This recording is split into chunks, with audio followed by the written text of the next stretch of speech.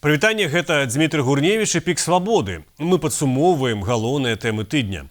У сённяшняй праграме Міжнародны крымінальны суд адкрыў расследаванне па злачынствах супраць чалавечнасці, учыненыя рэжымам Лукашэнкі. У Беларусі па абвінавачаннях у карупцыі затрымалі міністра прыродных рэсурсаў. У сувязі з вайной у Іране ў свеце даражае нафта, і гэта спрыяе Расеі, а як рост на яе можа паўплываць на Беларусь. Улады вырашылі змагацца з секонд-хендам. Як? Уводзячы новую для беларусаў аплату. Стаўце падабайкі пад гэтай трансляцыяй, пішыце каментары і падпісвайцеся на наш канал.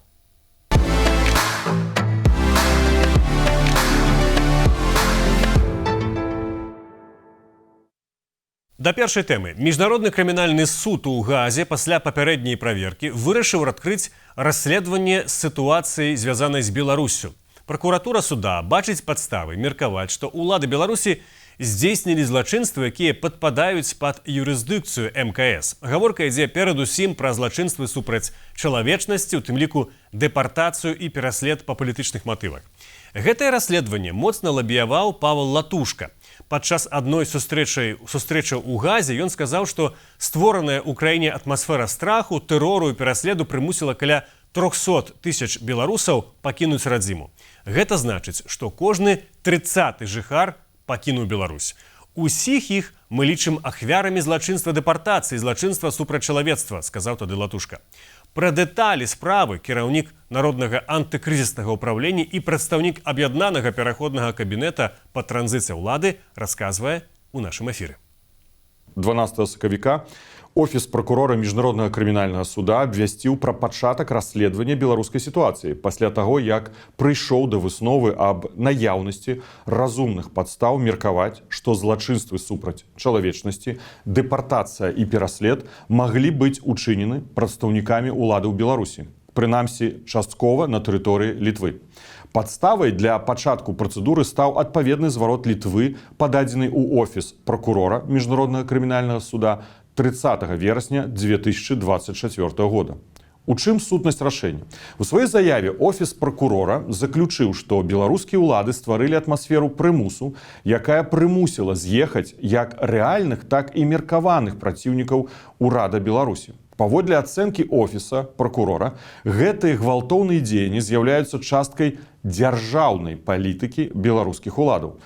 Паўтаральныя напады ўладаў на праціўнікаў урада, выкарыстанне законаў для падаўлення іншадумства і адсутнасць адказнасці за злачынствы, меркавана учыненыя прадстаўнікамі ўладаў, паводле офіса прокурора пацвярджаюць выснову аб тым, што злачынствы, учыненыя ўладамі, заахвочваліся альбо ухваляліся на вышэйшых узроўнях урада.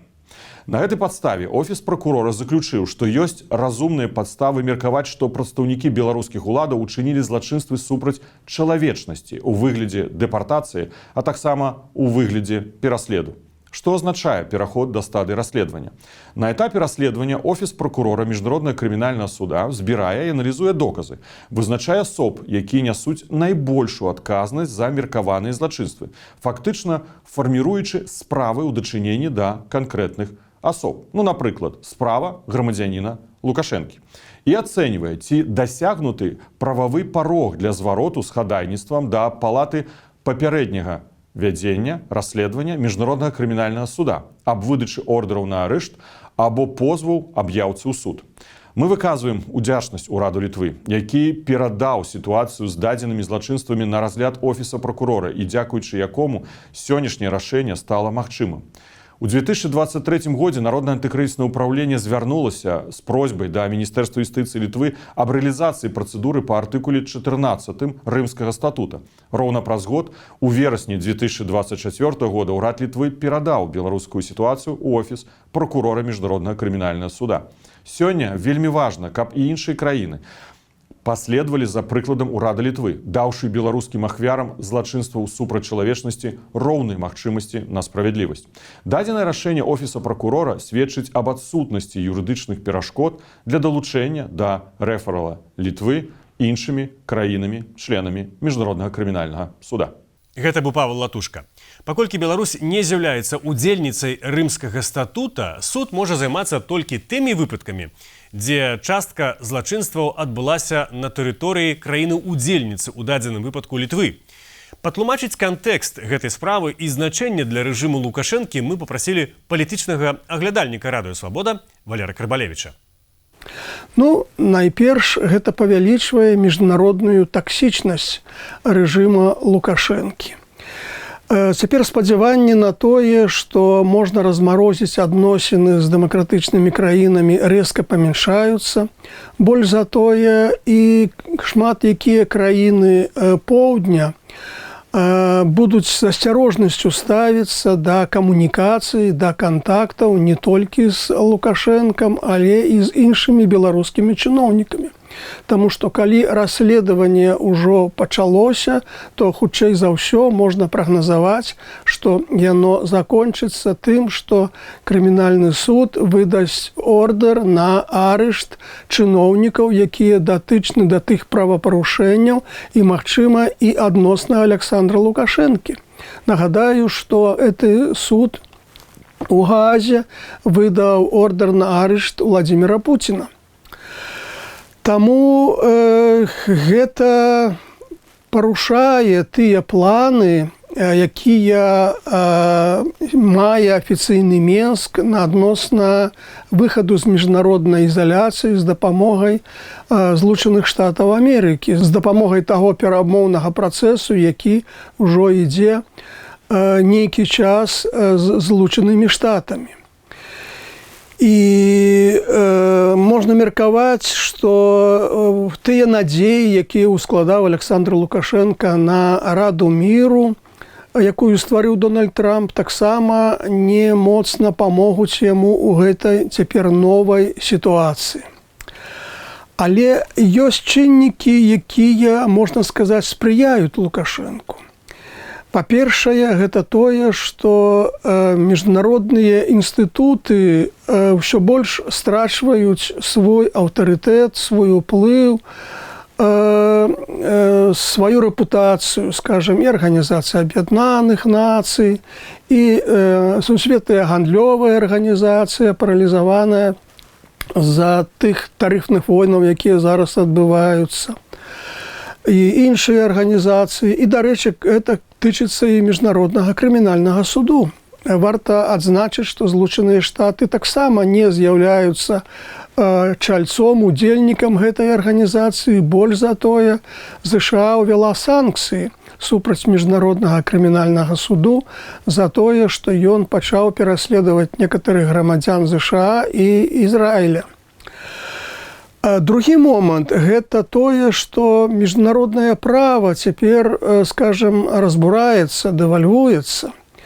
Пра гэта сведчыць і вайна Расіі супраць Украіны, і падзеі, якія ладзілі Злучаныя Штаты вакол адносна Венесуэлы і адносна Ірану. Таму на гэтым тле можна сказаць, што калі і міжнародныя інстытуты, і міжнароднае права разбураецца, то і ўсё дазволена. Ўсё дазволена тым аўтакратыям, тым лідарам дыктатарскіх рэжымаў, якія сёння пануюць у свеце. І гэта чыннік, які хутчэй працуе на карысць рэжыму Лукашэнкі.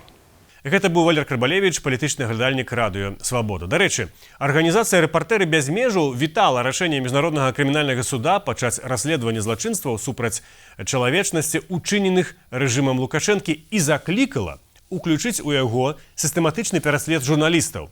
Арганізацыя нагадала, што ўжо падавала адпаведную скаргу ў міжнародны крымінальны суд у студзені 25 года. Пры садзейнічанні Беларускай асацыяцыі журналістаў «Рэпартэры без межаў» задакументавалі 589 выпадкаў адвольных арыштаў незалежных журналістаў, шэраг з іх застаецца дагэтуль за кратамі. У скардзе апісваюцца масавыя арышты, гвалты, рэйды, закрыццё рэдакцыі, прымусовае відэапрызнанне і цэнзура. Прымусовае выгнанне журналістаў, пераважна ў Польшчу і Літву, арганізацыя кваліфікуе як злачынства супраць чалавечнасці ў катэгорыі гвалтоўнага перамяшчэння насельніцтва. Вы ў эфіры радыё Свабода. Нагадаю, вы глядзіце пік свабоды. Мы падсумоўваем вынікі гэтага тыдня. Для вас у празе працуе Дмітрий Гурневіч. Калі ласка, пастаўце лайк гэтаму відэа, напішыце каментар. Калі вы яшчэ не падпісаліся на наш канал, калі ласка, таксама гэта зрабіце. Будьце разам з намі. Пайшоў 33 год, як рэжым Лукашэнкі змагаецца з карупцыяй. 12 сакавіка Александр Лукашенко правёў нараду аб недапушчэнні неабгрунтаванага і нядобрасумленнага пасярэдніцтва. Там ён заявіў аб затрыманні міністра прыродных рэсурсаў і аховы навакольнага асяроддзя Сергея Масляка. Навіна пра арышт міністра прагучала нібыта пры нагодзе тэмы як нешта неістотнае. Давайте паслухаем, як гэта было, бо кантэкст пра пасярэдніцтва тут таксама важны. Посредник увеличивает нашу цену, забирая себе в карман 25-30%. Если это убрать, посредничество, то мы можем достойно выглядеть на наших рынках и конкурировать даже с Китаем и Турцией. Поэтому было поручено очень давно, но и старое правительство, и новое правительство почему-то эти вопросы волокитят. Это не может меня не настораживать. Какого министра сегодня в СИЗО посадили? Природных ресурсов министра посадили в СИЗО. Природных ресурсов. Александр, вот гэта прывітанне. Спачатку мусім прадставіць наша госця, гэта Александр Кнырович, блогер і прадпрымальнік. Александр, так будзённа прагучала гэта заява Лукашэнкі пра затрыманне міністра, як быццам бы іх штодзённа затрымліваюцца. На вашу думку, чаму гэта так?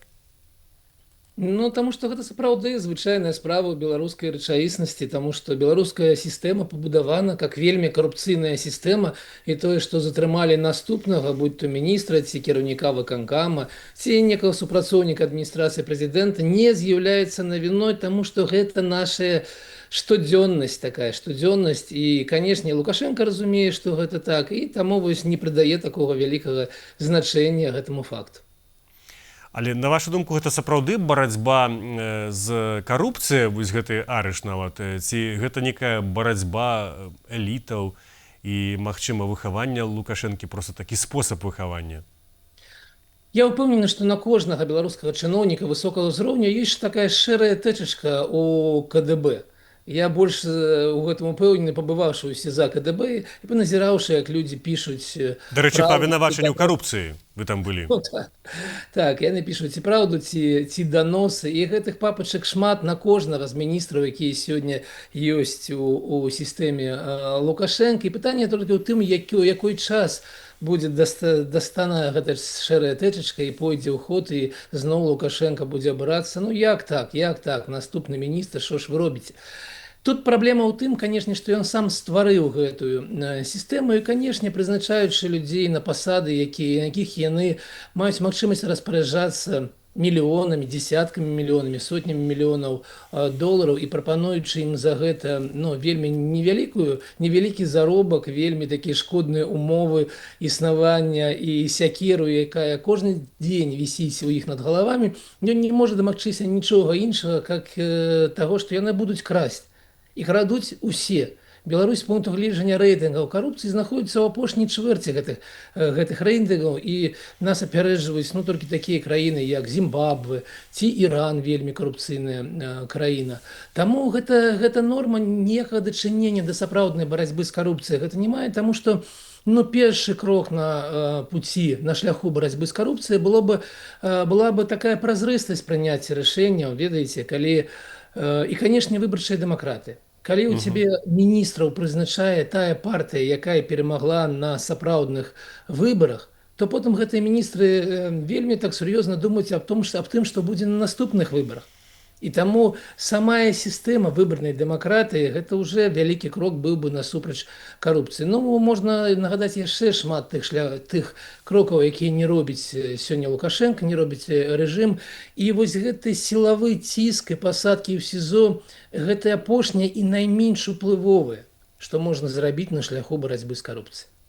Але ў той жа час рэжым хваліцца тым, што паколькі яны жартуюцца, троляць людзей, што гэта дыктатура, то гэта вельмі жорсткі кантроль. І ў такім жорсткім кантролі цяжка, ў прынцыпе, каб карупцыя квітнела. Але ў той жа час вельмі часта ёсць гучныя розныя справы. Так чаму тады, маючы, на вашу думку, такі жорсткі кантроль, паўнату ўлады ў сваіх руках, не мусячы дамаўляцца, ісці на кампрамісы з парламентам, з нейкімі там кантрольнымі органамі, немагчыма сапраўды выкараніць гэта? Ну, таму што гэта так не працуе. І ніякі жорсткі кантроль не можа паўплываць на чыноўніка, які будзе хабар браць. Ввогуле, на яго могуць паўплываць умовы, пры якіх ён не будзе браць хабар. А ніякія пракуроры, ніякія КДБ, ніякія КГК не вырашаюць нічога ў карупцыйнай схеме. І гэта ілюзія, што вось жорсткасць кантроля з боку сілавых нейкіх нашых ведомств можа на штосьці паўплываць. Гэта цалкам ілюзія. Ну, а калі яшчэ дадаць да гэтага, што ў нас унутры сістэмы ёсць некалькі кланаў, якія паміж сабой змагаюцца, і ў кожнага з чыноўнікаў ёсць такі, ведаеце, дах дзесьці ў адміністрацыі прэзідэнта, ці ў КДБ і так далей, то бок яны не заінтарэсаваныя ў тым, каб сапраўды ішла барьба з карупцыяй. Яны заінтарэсаваныя ў тым, што раз-пораз выцягвалі наступнага чыноўніка, казалі, вось ён які дрэнны, вось мы яго злавілі за руку. Народ бы, які не разумее, што адбываецца, пляцаў бы далоні, і далей бы ішло ўсё сваім шляхом. Таму гэта не барацьба з карупцыяй, і з дапамогай КДБ, пракуратуры і ўсіх астатніх немагчыма перамагчы карупцыю. Карупцыю магчыма перамагчы, калі вы створыце іншую умову, іншую сістэму, і калі, ўсё ж такі, ведаеце, чыноўнік, які працуе на пасадзе і мае магчымасць распараджацца сотнямі мільёнаў даляраў, напэўна, павінен атрымліваць некалькі дзесяткаў тысячаў даляраў у месяц заробку. Але ў той жа час карупцыя, Александр, ёсць і ў багатых краінах, свабодных, дзе ёсць празрыстасці, парламенцкі кантроль і свабодныя СМІ. І там чамусьці не ўдаецца. Ведаеце, там ўсё ж такі значна менш, і калі вы паглядзіце, там іншыя выпадкі карупцыі. Там у чыноўнікаў значна менш магчымасці самастойна накіроўваць сродкі ў тым или іным напрямку, але сапраўды карупцыя ёсць, пытанне толькі ўзроўня гэтай карупцыі, і яго вельмі добра адлюстроўвае рэйтынг успрымання карупцыі, дзе на найлепшых месцах будуць краіны Скандынавіі, будзе Эстонія, якая амаль побач з намі. І калі б мы кіраваліся сапраўды мэтай перамагчы карупцыю, мы, напэўна, павінны былі бы вучыцца сёння ў Эстонії празрыстасці і тым інструментам, які робяць працу дзяржаўных чыноўнікаў, вось такой зразумелай, празрыстай і не карупцыйнай, настолькі, насколькі гэта ўвогуле магчыма, таму што злачынцы ёсць заўсёды. Александр, а як вы думаеце, сёння ўвогуле магчыма весці ў Беларусі бізнес, не сутыкаючыся з карупцыйнымі схемамі? Гэта заўсёды такое пытанне існавала, і я магу на 100% сказаць, што, канешне, магчыма. Але гэта пытанне галіны.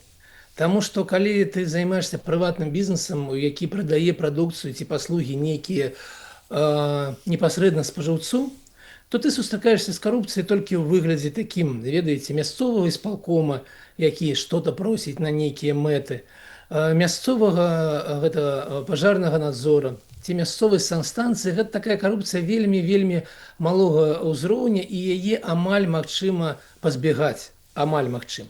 Але калі ты працуеш з дзяржаўнымі сродкамі, ўсё, што датычыцца, ведаеце, буйных дзяржаўных забудоў ці нейкіх іншых дзяржаўных замоў, гэта ввогуле, можна казаць, немагчыма на 100%, таму што там цалкам вельмі карупцыйныя адносіны. Таму, адказваючы на ваше пытанне агулам, так, магчыма, але толькі ў асобных сектарах.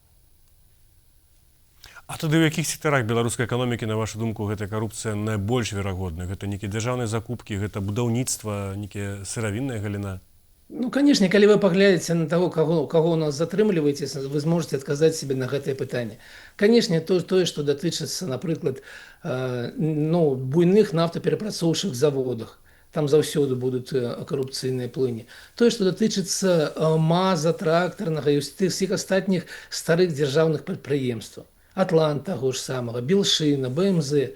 На ўсіх гэтых прадпрыемствах заўсёды затрымлівалі людзей за хабар, таму што гэта дзяржаўныя прадпрыемствы, і людзі імі кіруюць як дзяржаўнымі прадпрыемствамі, не сваімі. Буйныя дзяржаўныя забудовы, ну, ведаеце, вось заўсёды на нейкіх аб'ектах, якія будавала дзяржава, заўсёды там у будаўніцтве ёсць і будуць хабары. Таму вось там, дзе ёсць буйныя дзяржаўныя сродкі, калі вы паглядзіце на размеркаванне бюджэту, вы там абавязкова знойдзеце найбуйнейшую карупцыю. Да? Ну, не трэба далёка хадзіць, вы можете паглядзець на тое, як прадаюцца праз прэзідэнцкі спартовы клуб, які ўзначальвае непасрэдна сын Лукашэнкі, Дмітрий Лукашенко, Белазы, і гэта карупцыйная схема. Вы можете паглядзець, як ну, непасрэдна рабуюць гэтую самую Гродно Азот, две групоўкі, адна пад Шэйманам, другая пад іншым сынам Лукашэнкі, і яны праз цалкам карупцыйныя схемы прадаюць прадукцыю Гродно Азот на захад, абыходзячы санкцыі. Аб гэтым было буйное расследаванне беларускага расследавацкага цэнтра. Таму, ну, вось там, дзе ёсць дзяржаўныя грошы, там ёсць і дзяржаўная карупцыя. До речі, ми ось показували цитату на початку про неабгрунтаванае пасярэдніцтва. Лукашенко гаварыў, цэлая нарада была гэтай тэме прысвечаная. І як, на вашу думку, гэта адбіваецца на беларускай эканоміцы? І я разумею, што гэта ў кантэксце таксама ж карупцыі, ён про гэта гаварыў. Ну, ведаеце, вось якраз гэтая частка, гэта сведчыць аб яго эканамічным адсутнасці адукацыі. Ён эканаміст па адукацыі. Конечно, ён не пісьменны цалкам у эканомікі чалавек. Чаму? Таму што пасярэднікі, а не трэба іх так называць, гэта звено аптовага гандлю, а не пасярэднікі.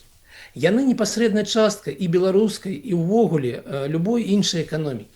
І яго змаганне з гэтымі пасярэднікамі мне нагадвае Мао Цзэдуна, які якісьці вырашыў, што вось шкодзяць Кітаю вераб'і. Калі перабіць всіх вераб'ёў, то ў нас будзе больш зерня. І ўсе кітайцы па загаду мудрага Мао Цзэдуна, напэўна, мудрэйшага за Лукашэнку, кінуліся змагацца з вераб'ямі. У выніку у Кітаі быў голад, якога не бачыў свет. Ад 15 до 40 мільёнаў чалавек проста палегло. Не толькі з-за, канешне, вераб'ёў і за іншых нейкіх памылак Мао. Ці памылкі гэта, ці гэта намысна былі рашэнні. Але вось змаганне і ліквідацыя класа пасярэднікаў, іх называе Лукашенко, прывядзе да калапсу беларускай эканомікі. І не трэба далёка хадзіць, такія захады ўжо былі ў 2009 годзе. Была прынята пастанова ўрада 991 менавіта аб гэтым, аб тым, што былі дазволены закупкі ці непасрэдна на прадпрыемствах-вытворцах, ці у іх дзілераў, якія былі б афіцыйна прапісаны і зацверджаны ў іспалкомах. Гэтая пастанова пратрымалася 3 дні. 3 дні, таму што праз 3 дні стала зразумела, што эканоміка проста не будзе працаваць в гэтых умовах. Ніяк. Яшчэ ў 2020 годзе Дмітрий Круты, тогда віцэ-прэм'ер, абмяркоўваў, ну, прапаноўваў Лукашэнке даклад, дзе пісаў аб тым, што немагчыма і бессэнсоўна ліквідаваць пасярэднікаў у Беларусі. Лукашенко знаходіцца ў ілюзіі, што пасярэднікі забіраюць яго 25-30%. Гэта няправда. Таму што пасярэднікі выконваюць вельмі істотную функцыю. Гэта, канешне, лагістыка, гэта, канешне, маркетинг, гэта, канешне, шмат чаго яшчэ. І самае галоўнае, яны бяруць на сябе рызыкі. Тыя рызыкі, якія сёння ёсць камерцыйныя. Таму, калі Лукашенко паспрабуе працаваць ввогуле без пасярэднікаў, вынік будзе значна горшы, чым сённяшні. Ён страціць больш, і канкурэнтаздольнасць беларускай прадукцыі, тое, аб чым ён марыць на ўзроўні кітайскай, яна таксама не будзе дасягнута. Беларуская прадукцыя будзе даражэйшая, а не таннейшая за тое, што сёння ёсць пры пасярэдніках. Гэта яго адсутнасць адукацыі, у ім вось так дазваляе яму такія рабіць высновы. У гэтым кантэксце я хачу, каб мы зараз з вами разам паглядзелі малое караценькае відэа. На гэтым тыдні журналісты Радыё Свабода расказалі, як следчы камітэт Беларусі набыў сувенірныя гадзіннікі па $800 кожны. Беларускія ўлады вырашылі такі сабе падарунак зрабіць. Давайте паглядзім відэа Андрэя Шаўлюгі і вернемся ў студыю. Амаль $800 за сувенірны гадзіннік для сілавікоў, здаецца, гэта рэкорд. Следчы камітэт Беларусі замовіў 20 такіх на суму каля $16 000. Сувеніры аплацілі ў канцы 2025 году за сродкі з дзяржаўнага бюджэту, то бок фактычна з падаткаў беларусаў. Вырабляць замову будзе менскі гадзіннікавы завод «Луч». Але чаму так дорага? Выглядае, што ўся справа ў швайцарскім механізме, які пазначаны ў замове. Сярод іншых патрабаванняў раменьчык з натуральнай скуры, сапфіравае шкло з сандыблікам, празрыстая задняя накрыўка. Такія звычайна замаўляюць для найвышэйшага кіраўніцтва, а шэраговым супрацоўнікам робяць прасцейшыя, распавёў нам адзін з былых супрацоўнікаў завода. Паводле падлікаў «Свабоды», за мінулы год цэнтральны апарат следчага камітэта Беларусі замовіў 168 наручных сувенірных гадзіннікаў, амаль на 53 тысячи даляраў. А мы вяртаемся да Александра Кныровіча. Скажыце, гэта карупцыя, пасярэдніцтва, ці гэта нармальная ў заходнім свеце з'ява? Ну, хочуць прыгожы гадзіннік сабе купіць. Ну, ведаеце, гэта ж все ж таки гадзіннікі лучше. Не Омега, не Тисо, не Федерик Констант и не Вашарон Константин. Это все ж таки гадзіннікі лучше за 800 доляраў.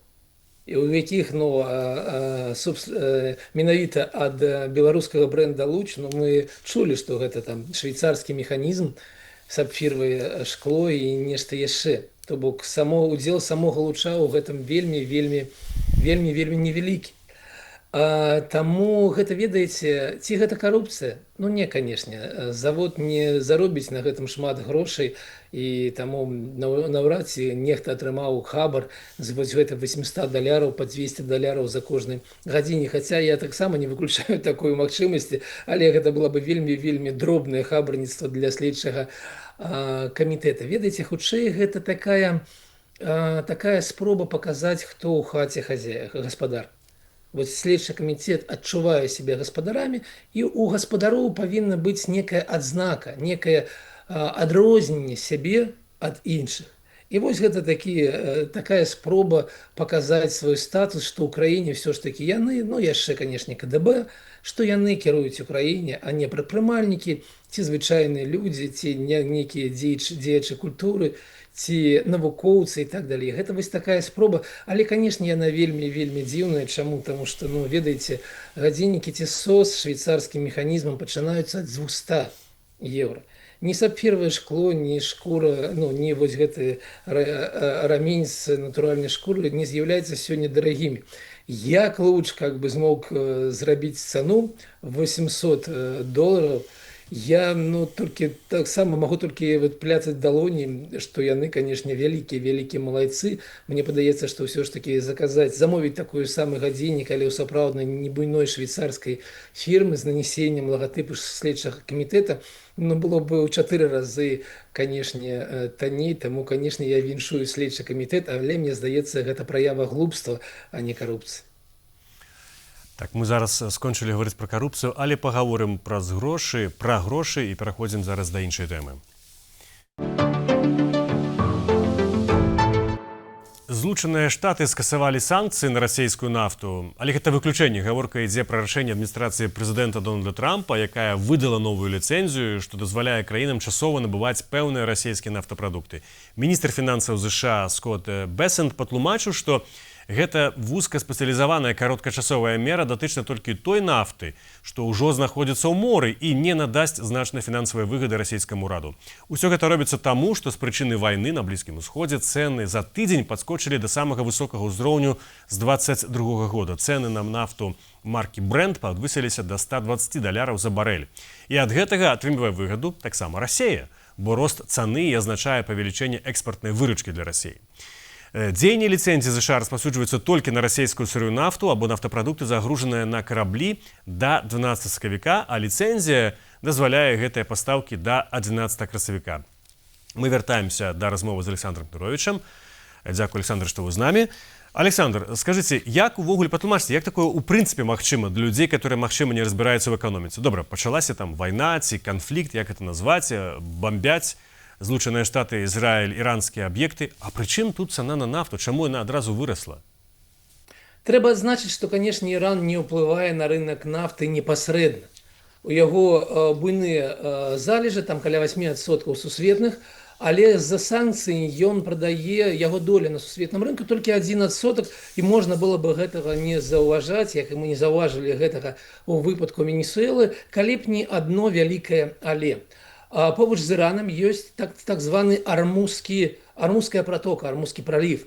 І праз яго ідзе 20% сусветнай нафты. З краін, якія у Персідскім заліве знаходзяцца, гэта там Катар, Аман, Саудовская Аравія, Ірак таксама. І гэта 20%, якія плывуць на танкерах з вось гэтага месца у першую чаргу у краіны Азіі, у Японію, Кітай, у Карею. І вось аб тым, што рух ён будзе супраць руха ў Армузскім праліве, заявіў Іран. Ён актыўна атакуе танкеры, было ўжо некалькі пашкоджанняў з-за дронаў. Ён мініруе зараз гэтую самую пратоку, і таму пад пагрозай 20% сусветнай нафты. Гэта вельмі многа. Ці можна нечым яе замесціць можна. АПЭК плюс ўжо заявіў аб тым, што ў красавіку падыме здабычу нафты на 7%. Па-першае, па-другое, у гэтых краін ёсць іншыя шляхі, але значна даражэйшыя і складанейшыя за вось такі марскі шлях. Таму калі Трамп безумоўна памыліўся ў разліках, напэўна, ён і не мысліў, што так можа быць. Калі Трамп зацягне гэтае становішча, гэтую вайну, калі ён не зможа падавіць актыўнасць Ірана ў Армузскім праліве да 20 сакавіка, то, канешне, на рынку мы пабачым і значна больш $120 за барэль. Чаму? Таму што скончацца запасы нафты, якія ёсць у свеце. Таму вось гэта, канешне, уплывае. То, што робіць Трамп, дазволіўшы Расіі прадаваць тую нафту, якая зараз ёсць у моры, зразумела, што гэта паўплывае на даходы расійскага бюджэта. Невялікая частка, але паўплывае, і гэта так палітычна вельмі дрэнна выглядае. Але праблема значна большая. І падкрэслю, праблема 20 сакавіка мы ее пабачым, магчыма, у іншым выглядзе. А што вы маеце на ўвазе, якая там можа быць праблема? Што часткі нафты не будзе ўвогуле у свеце, калі Іран падоўжыць вось так запіраць гэты самы праліў, то мы можам пабачыць скачкі коштаў нафты да $200 за барэль. Тут можа быць некая неабмежаваная лічба. Чаму? Таму што гэта краткатэрміновы дэфіцыт нафты, які, канешне, будзе вырашаны праз месяц, паўтара-два. Але вось, таму што нафту ў свеце больш, чым патрэбна, у разы больш, чым патрэбна. Гэта не пытанне наяўнасці нафты ўвогуле, але пытанне наяўнасці нафты менавіта ў гэты момант. Таму мы можам пабачыць буйны спекуляцыйны скачок цаны на нафту, буйнейшы, чым тое, што мы бачым зараз. А як это адаб'ецца на беларускай эканоміцы? У Беларусі 2 нафтаперапрацоўчыя заводы, і ў прынцыпе краіна заўсёды мела вялікі даход ад перапрацоўкі нафтапрадуктаў і продажу яго. Праблема беларускай нафтаперапрацоўкі не ў тым, што яе недахоп нафты, а ў тым, што яе некуды сёння прадаваць. Тыя краіны, якія раней куплялі, краіны захада, Украіна была вельмі маржынальным рынкам для беларускай нафты, зараз не будуць купляць беларускую нафту па палітычных прычынах. Но больш за тое магутнасці нафтаперапрацоўкі дастатковай Еўропе. Пытанне ў самой сырой нафты. Таму беларускія заводы не заробяць на гэтым больш, таму што няма пакупнікоў. Будуць две ўскосных плыні ўплыва. Па-першае, трохі палепшыцца стан расійскай эканомікі. Мы бачылі, што ў студзені адбылася катастрофа ў Расіі. Падзенне эканомікі больш як на 2%, і мы ведаем, што на гэтым тыдні абмяркоўвалася скасаванне 10% бюджэта. Гэта ўжо такія вельмі алярмісцкія такія меры, калі яны выбралі весь дэфіцыт бюджэта, амаль весь дэфіцыт бюджэта за першыя 2 месяца года. Таму вось гэты цяжкі стан, крызісны стан расійскай эканомікі трохі палепшыцца. Гэта азначае, што трохі палепшыцца паказнікі экспарта у Расію. Але толькі трохі. Але другім негатыўным уплывам будзе інфляцыя. Калі у свеце скачуць цэны на нафту, гэта азначае, што падымаюцца кошты на астатнія тавары. А мы ведаем, што Беларусь вельмі залежыць ад імпарта, і таму весь імпарт не толькі такі спажывецкі, а імпарт нашых камплектуючых, імпарт складнікаў. Відаць, калі вы адчыніце, калі вы пачытаеце, з якіх складнікаў сёння складаецца, напрыклад, беларускі хлеб, вы там пабачыце тыя самыя дабаўкі, якія робяць яго лепшым, але якія таксама імпартныя. Таму вось будуць два ўплывы, які будзе больш, тут трудна нешта спрагназаваць, але пабачым, я вельмі спадзяюся, што ўсё ж такі у Трампа ёсць у адміністрацыі адэкватныя людзі, і нешта яны з гэтым ўсё ж такі зробяць. Магчыма, заявяць аб сваёй перамогі 20 сакавіка і уйдуць з гэтага рэгіёну. Але ці гэта азначае, што адбываецца такая дзіўная рэч, калі вайна ў Іране яе працягласць у прынцыпе выгадная рэжыму Лукашэнкі, таму што павышэнне кошту на нафту можа пазітыўна атрымліваць выгаду расійскі бюджэт, а ад таго, што і расійскі рубель мацнее, тады мацнее беларускі, і ў прынцыпе гэтыя адносіны эканамічныя для Лукашэнкі набываюць як бы знак плюс відавочны. Гэта спрошчаны погляд на сітуацыю, таму што калі яна падоўжыцца, вайна в Іране, то, як я ўжо казаў, нафты ў свеце і без Расіі больш, чым дастаткова. Таму гэтыя выгады не будуць доўгатэрміновымі. Яны будуць вельмі і вельмі краткатэрміновымі. Беларуская эканоміка нічога не выйграе ад гэтага краткатэрміновага скачку. Ну, дакладней выйграе, але, магчыма, вось так, на месяц, на паўтара, не болей таго. Александр, і апошняе. Ну, але калі мы ўявімся пра ту сітуацыю, пра якую вы кажаце, калі Трамп 20-го там абвесціць канец аперацыі ці вайны, якія назваць, цана ж тады зноў пачне падаць, і гэта зноў нейкі удар для расійскага бюджэту. Наш можа, в прынцыпе, я не разбіраюся, я проста вас пытаюся, як чалавек, які ведае, яна можа ўпасці і менш за тую цану, якая была да пачатку гэтага канфлікта, што азначае яшчэ горш для Расіі, у тым ліку і для Беларусі, не? Ці гэта хутчэй немагчыма? Магчыма, і, канешне, мы ведаем, што ёсць узровень цаны. Ну, мінулым годзе гэта было $59 за барэль, калі не памыляюся, за барэль расійскай нефці «Уралс», на якім збалансаваны быў з дэфіцытам расійскі бюджэт.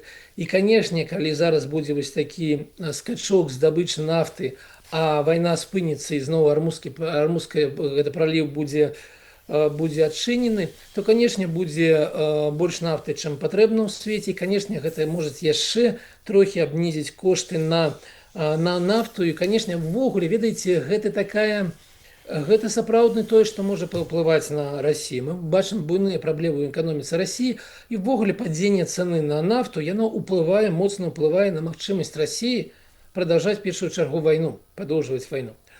Але зноў жа, мы кажам пра сусветны буйны рынок, які кіруецца значна больш такімі істотнымі абставінамі, чым нават вайна Расіі з Украінай.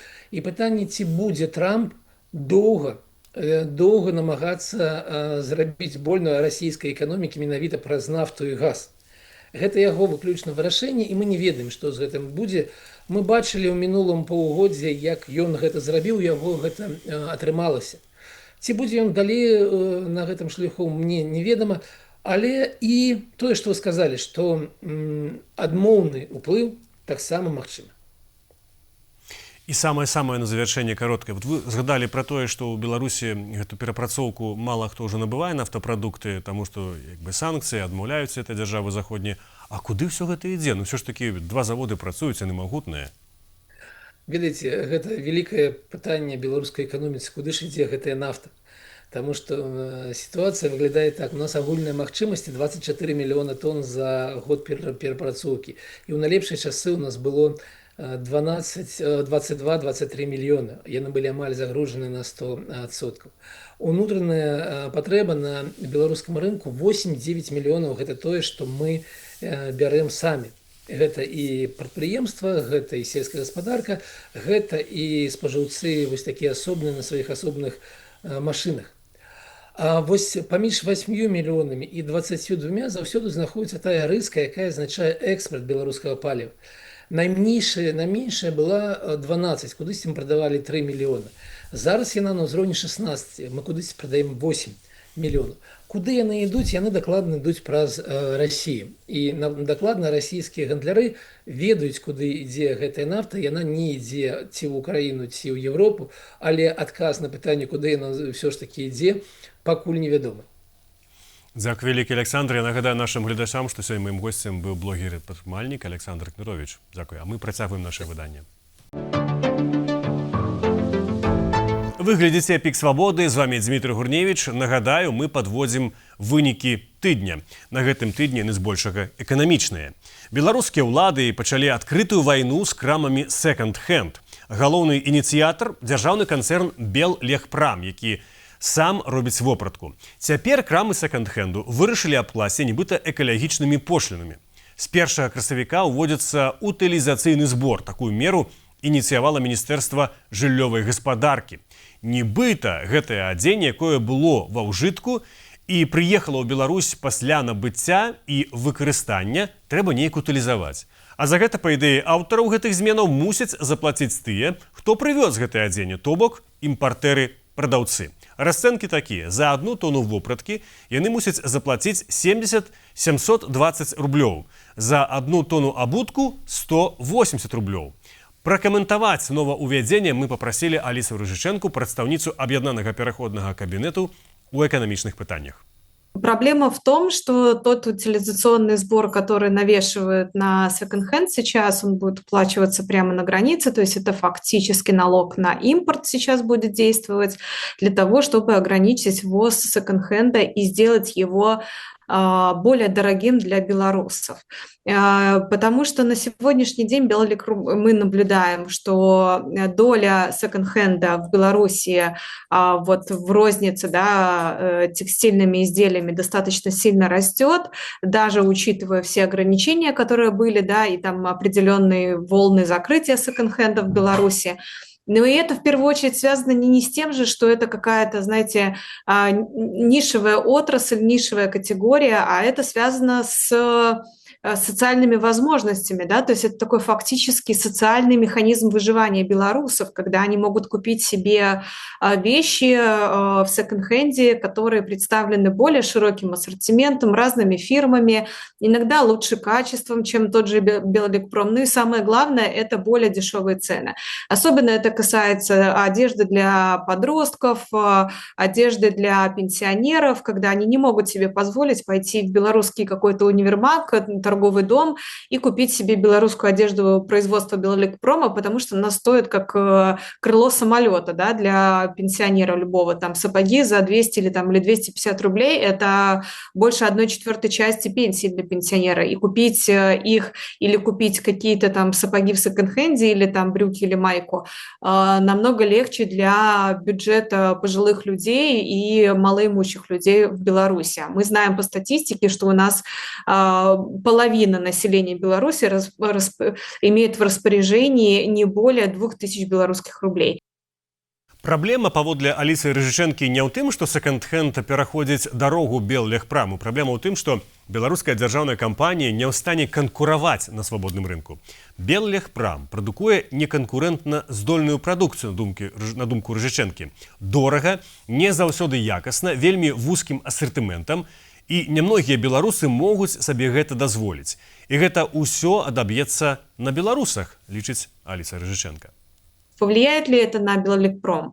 Не повлияет никаким образом, потому что у белорусов не появятся деньги на то, чтобы покупать их одежду. Даже касаемо, если мы не берем пенсионеров, было много случаев, и они повторяются каждый год в сентябре месяце, в августе месяце, когда собирают детей в школы, родители, и огромное количество мы видим там сообщений в ТикТоках. Это самая популярная сеть сейчас для общения с чиновниками в Беларуси, как оказалось.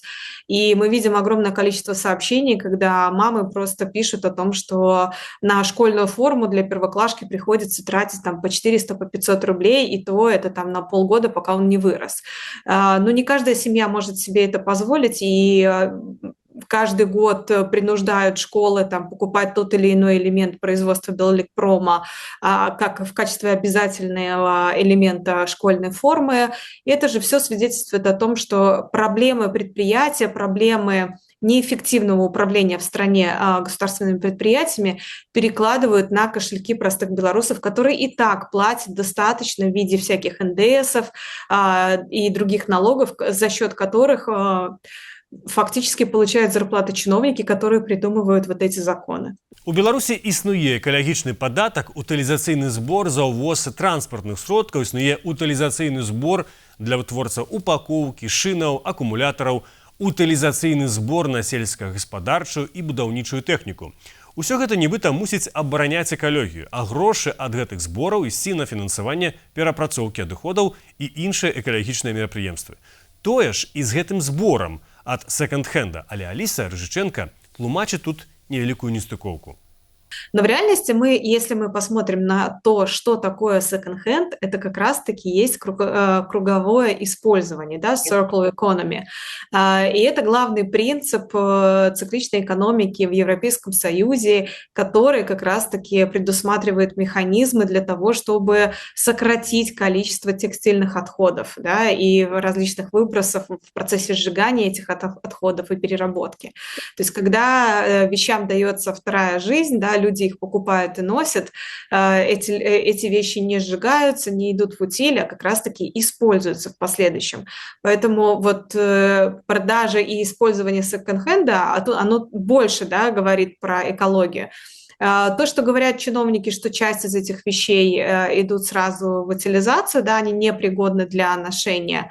В этом есть доля правды, но в действительности там нет большая доля, которая сразу утилизируется, и тут можно было бы предусмотреть совершенно другие механизмы. Ну и опять же, а что предлагает Беларусь? И учитывая, что у нас нет предприятий, которые бы утилизировали, да, перерабатывали этот текстиль и позволяли использовать его как-то вторично, это другое дело, да, и можно было бы вводить какие-то различные сборы, а когда оно действительно просто выкидывается на свалку и никак не утилизируется правильно, собирать дополнительно за это средства, но это фактически налог на импорт. Это не утилизационный збор. Гэта была Аліса Рыжышенко, прадстаўніца аб'яднанага пераходнага кабінету ў эканамічных пытаннях. І гэта быў пік свабоды. Мы падводзілі для вас вынікі тыдня. Для вас у празе працаваў я, Дмітрий Гурневіч. Дзякуй за тое, што былі разам з намі. Бывайце і заставайцеся за свабодай.